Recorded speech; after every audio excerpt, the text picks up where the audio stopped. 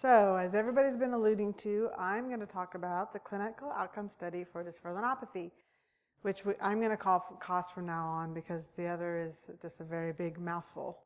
But first, I'm going to introduce myself.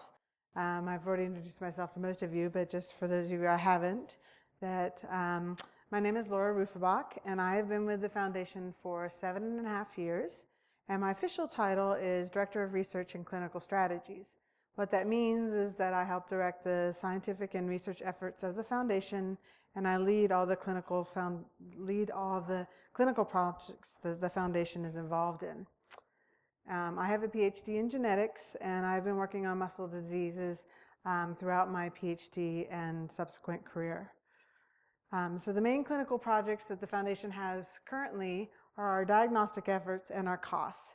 So my talk today is mainly about costs, but I want to discuss briefly about our diagnostic efforts to say that early on in the life of the foundation, we realized that because of the difficulties it was to getting a genetic diagnosis, that the foundation needed to step in and try to help with that effort. If we were ever going to identify people with this specific form of muscular dystrophy, we knew without genetically confirmed patients who are willing to participate in clinical studies, we would never be able to find a treatment for this disease. And I believe we've been able to help many of you in this room to get your genetic diagnosis. And I wanted to say, because we were discussing earlier about knowing what your mutations are, if you don't know what your mutations are, I do, or I can find it out. And I'd be happy to discuss that with you and help you get better educated about what your mutations are. And what that means in light of what we were talked about today. And so you can just contact Sarah at the Jain Foundation, and we can set up a time for me to help discuss that with you. So the rest of my talk will be talking about costs. And many of those here today, about half of the people who are participating with the disease here today are participating in costs, and they have helped to generate the data that I'm going to be presenting today. And we thank them very much for that. And so my talk is structured in a question-answer format. So we touched on this a little bit, Dr. Wicklund did, but I just want to bring it to light a little bit more. Why do we call it a dysferlinopathy? Because many of you, when you were diagnosed, were told likely that you had an LGMD2B or an LGMD or myopathy, and you're like, what is this dysferlinopathy thing they keep talking about? Basically, that just means a disease that is caused by mutations in dysferlin, and therefore it's a genetically based disease is a term and would only be used once you've had mutations in dysferlin identified. However, when you go in to get diagnosed, your mutations aren't the first thing, it's your clinical symptoms. And so what happens is your neurologist diagnoses you based on your clinical presentation, and with muscle disease, that tends to be where your muscle weakness occurs. And so as Dr. Wicklund talked a lot about in his talk, and I'll go over just briefly, is there are different ways dysferlinopathy manifests clinically. LGMD2B, which means you have proximal weakness initially, which is weakness in the upper part of your legs. Distal weakness, myopathy, weakness in the lower part of your legs. You can have a mixture of both.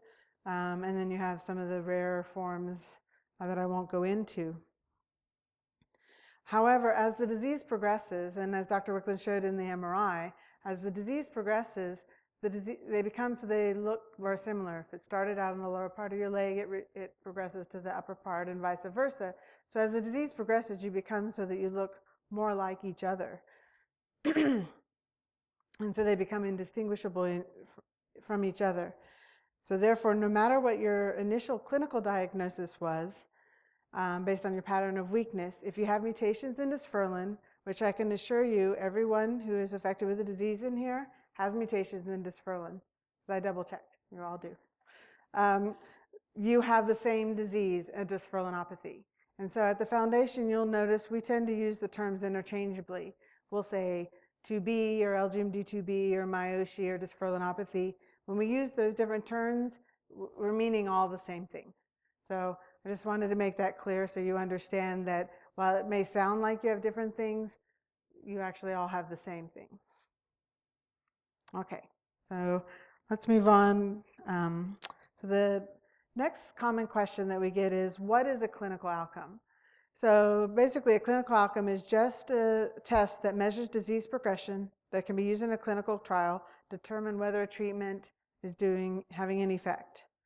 And so what makes for a good clinical outcome? So one of the first things is that it can be consistently done the same way by different people.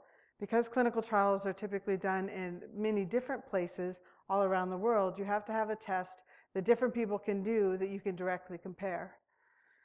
Second thing is that when it's done multiple times, the variation is minimal. And what that means is that if I ask you to walk from here to the end of the room, and I record how many seconds it takes you, if you do it in the morning, and then you do it again in the afternoon, or you do it a few weeks later, that you wouldn't have progressed in that time, that the score you would get, the number of seconds it would take you to do that, would be very similar.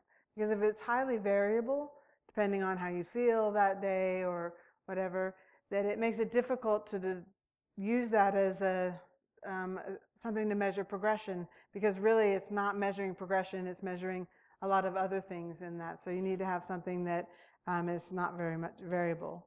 The next thing is that it can measure a change within a 6-month to 1 year period.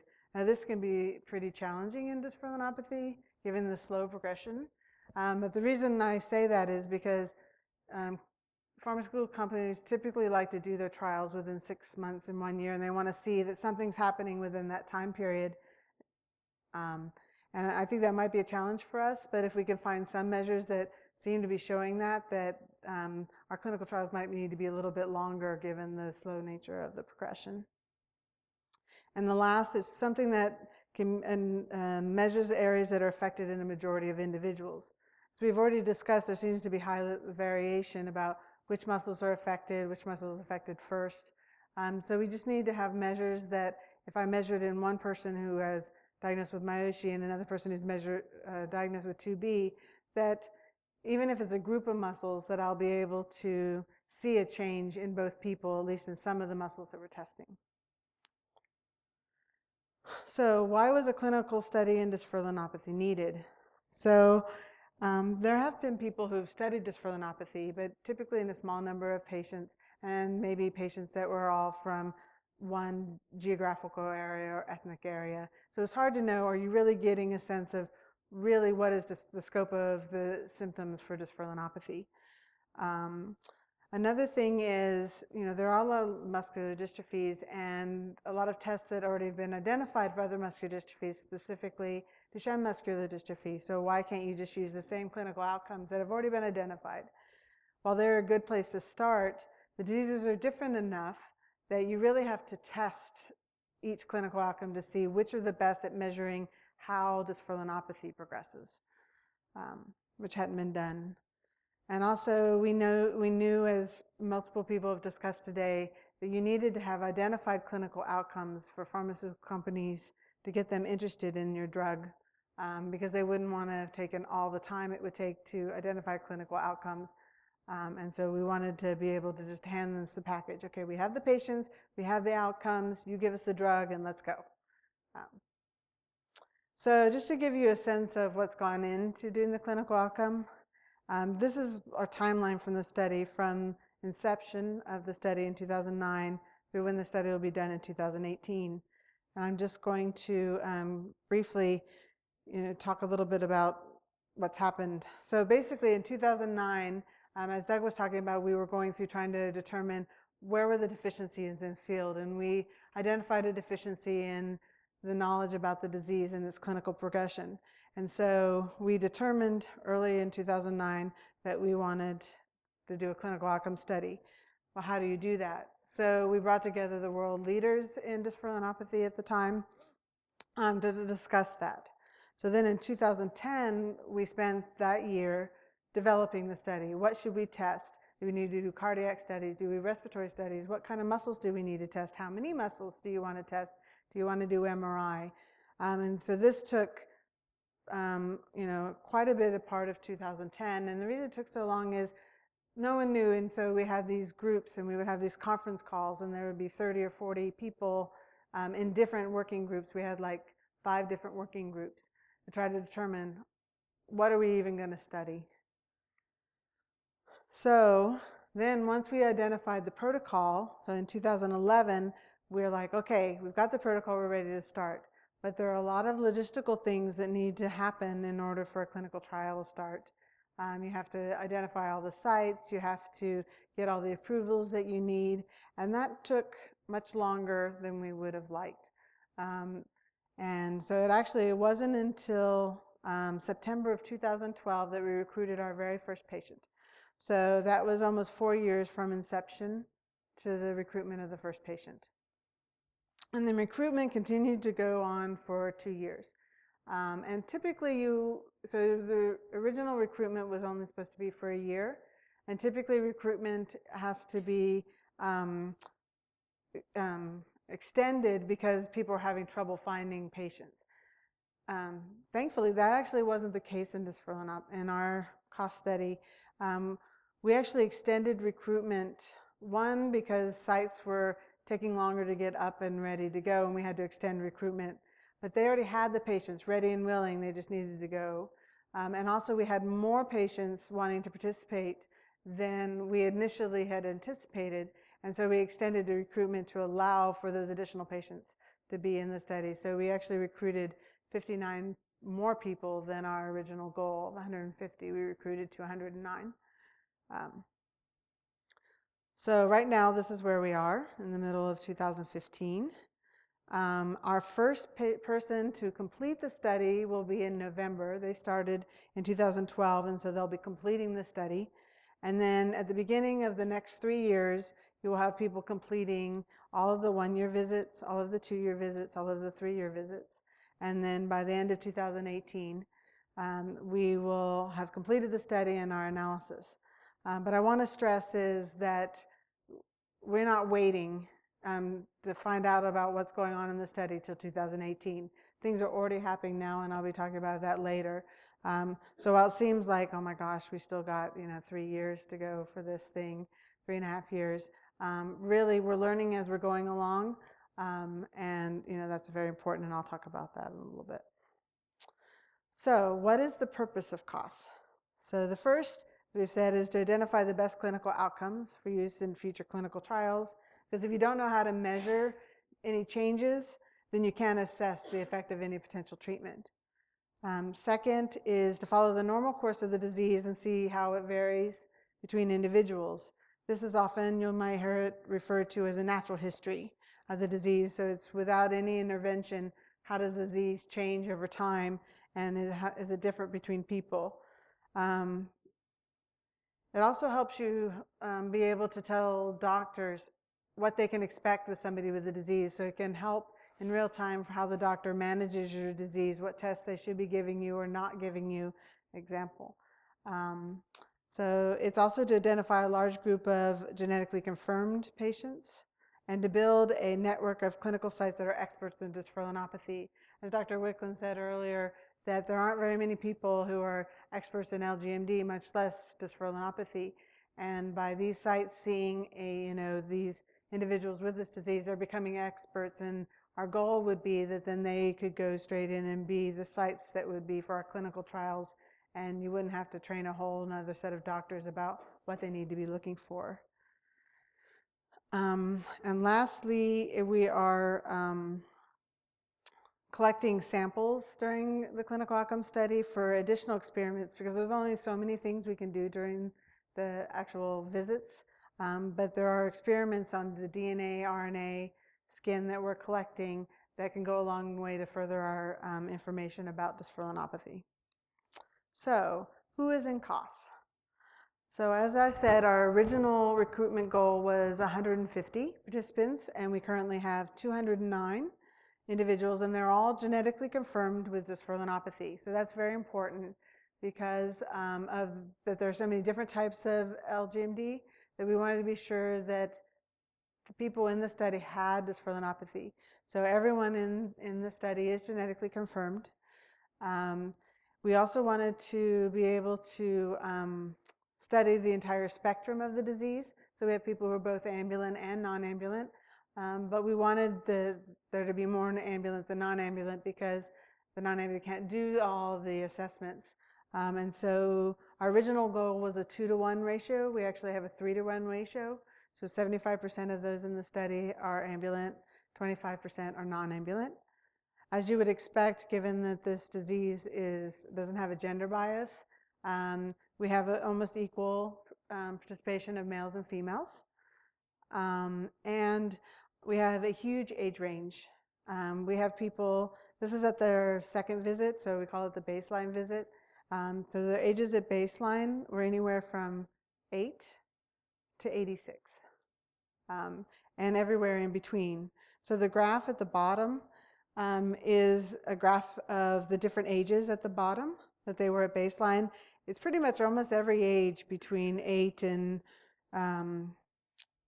like 8 and 50 some. When you get into the higher ages, you skip a lot more ages. But and then the height of each of the bars is the number of people in that age group. And then the colors, blue is ambulant and red is non-ambulant.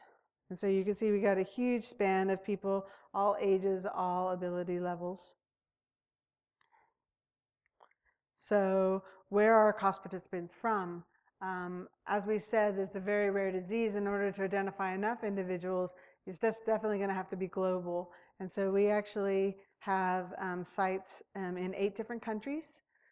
And this is the breakup of where the percentage of the different patients. Obviously, from the United States, we have the highest percentage, but that's because we have the most sites in the US. And then the UK is a close second at 20%, and they only actually have one center in the UK, in Newcastle. However, this is the national center that sees all muscular dystrophy patients in the entire country, and they're also the lead site. And so this is the top recruiting center. They have recruited 43 patients out of 209. Okay, so what are we testing and why?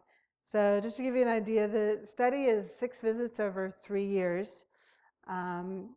And I like to say we're throwing everything at you except for the kitchen sink. And I would think the cost participants might agree with me there. And we know that we're asking quite a lot. During the visits, they can be very long. We're studying quite a different things. The thing was, we didn't know what we were looking for, and so we didn't want to miss something. So we're doing as much as we can. And the goal is that we will identify what's good and what's not. So when we do a clinical trial, you only do a subset. It's not like every clinical trial will have all the tests that COS has. We wanted to find the subset is the best. So maybe labor intensive now, but make it for the future trials to actually be more efficient. So what are we testing? So the majority of the tests, the most significant tests, are the physiotherapy tests. And so that includes muscle strength tests.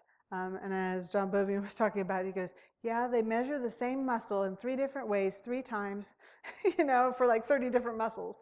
Yeah, and so it can get pretty extensive.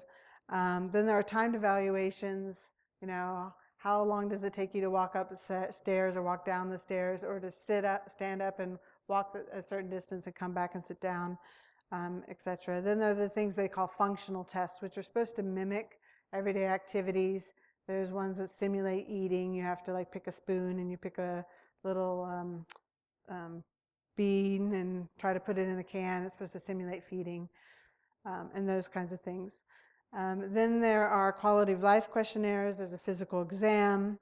We're also testing respiratory and cardiac function. And while those aren't thought to be a significant issue in dysferlinopathy, there are a spattering of reports that some people have those issues. And so we wanted to do it in our large group to try to put to rest what is the significance of any cardiac. Because, you know, if that's going to be an issue, even for a subset of dysferlinopathy patients, we want physicians to understand that so that they can monitor the patients appropriately and do the interventions that would be needed if that was the case. We're also doing blood tests, and we're doing imaging. So MRI, everybody particularly knows what MRI is. And then we have some sites that are doing something called MRS. It's a different imaging which actually looks at the energy use of the muscle. And these were really important because I think you can see changes on the MRI before you might be able to functionally see a weakness happening. And I think that's important, especially for a slow progressing disease, because if we can put an intervention in and see that we're making a change on an MRI, but we haven't been able to really test it by some of the functional tests quite yet. It'll give us confidence that, okay, let's continue just for a little bit longer to give more time in order to see that functional change. And then, as I said, the biobank samples is where we're collecting biological samples that we can use in different experiments. So, what are we learning? As I said, we're not waiting to the end of the study to learn. We're actually learning right now. And we are already planning 3 publications for 2015. Now, Sarah said they won't know what the significance of a publication is, but publications are the way the scientific community disseminates information to everybody else. So what we want to do is get the information about what we're learning out to the community at large, so that other people can go, oh, you know, I have this idea too, or, oh, I can treat my patient this way because I understand that better. And so it's significant that we're already having 3 papers out about the information. We want to let everybody know, you know, what's going on. And so the 3 papers, or the first paper is just basically who's in the study, what are we studying, just the snapshot, what do we see.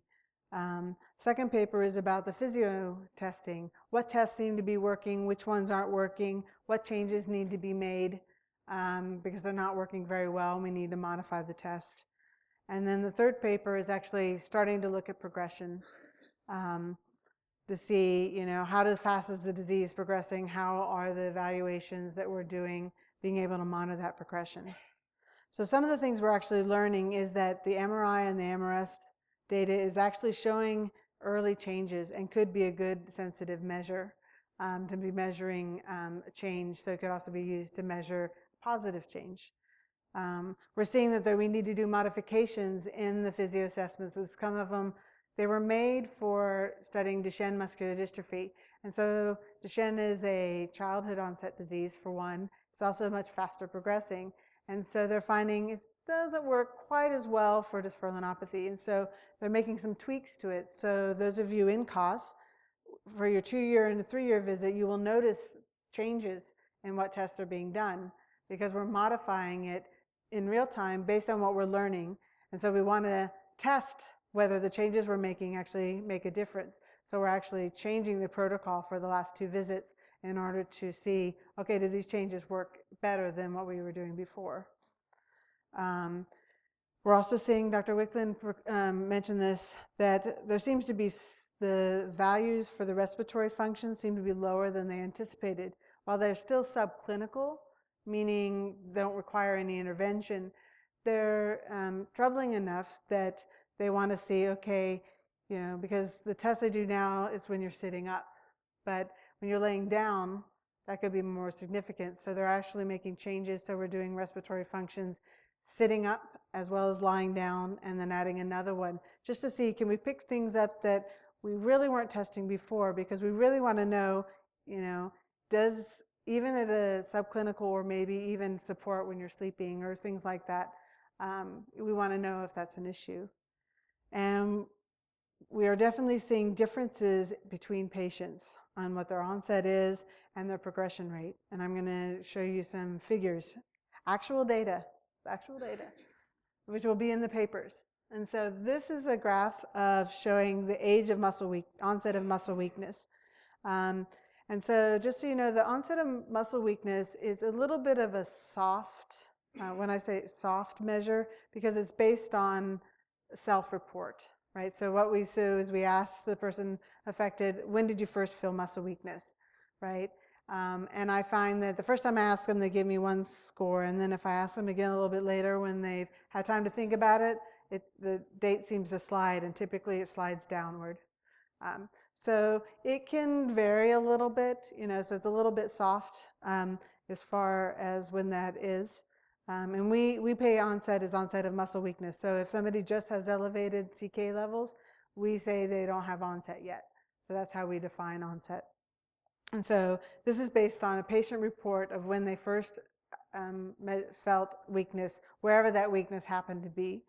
So at the bottom is the age that they say their symptoms of weakness started, and the frequency is the number of people at that age. So as you can see, between late teens to early 20s, you see a spike, which is what every other study in dysferlinopathy has shown. The majority of people have weakness starting at that point. But what is interesting is you actually see, a lot of people that are outside of that, all the way to the ages of 3, and we have people whose onset they report is at 60. And so while you have this spike and you have what's typical, there's a lot of atypical. And so what this can tell us is if we can try to understand, especially the people at the very extremes, people who don't have onset till their 4th or 5th decade, why is that? If we can understand why that is, then maybe that could be a basis for, if something is different about some protein they make, can we make that into a drug and give that to everybody else and delay their progression as well? And so by understanding, seeing those people, we could potentially take those and try to study them more, see why is our onset so late, and can we mimic that as a treatment? Now this is a much more complicated side, and I'll try to explain it. So what this is it's a breakdown of the duration of symptoms and their disease severity. So what we've done here is we've taken how old the person is who's in COS and when they said their disease started, subtracted, and that's how many years they've had the disease. Okay, so that's the first measure, and then we clump them. So the 0 to 5, the 6 to 11, the 12 to 17, that's the number of years they've had the disease at the time that they had this COS visit. Then the other score is their severity score. And to use the severity score, we used one of the measures in COS. It's called the North Star evaluation. And it has like 18 different evaluations, getting up from sitting down, stepping up on or stepping down from a box. And the physiotherapist gives you a score, usually from 0 to 4, based on how you perform that. Do you do it up, down, or do you have to put your hand on your leg in order to go up and down? And so they give you a different score. Highest score you can get is 51. And those who are non-ambulant obviously have a score of 0 because they can't do the evaluations. And so they separated your severity based on the score you got on North Star. You have those that have no muscle weakness, so they're asymptomatic. You have mild, which is score from 40 to 51, moderate 6 to 39, severe 0 to 5, and then you have those who are non-ambulant and didn't do the evaluation.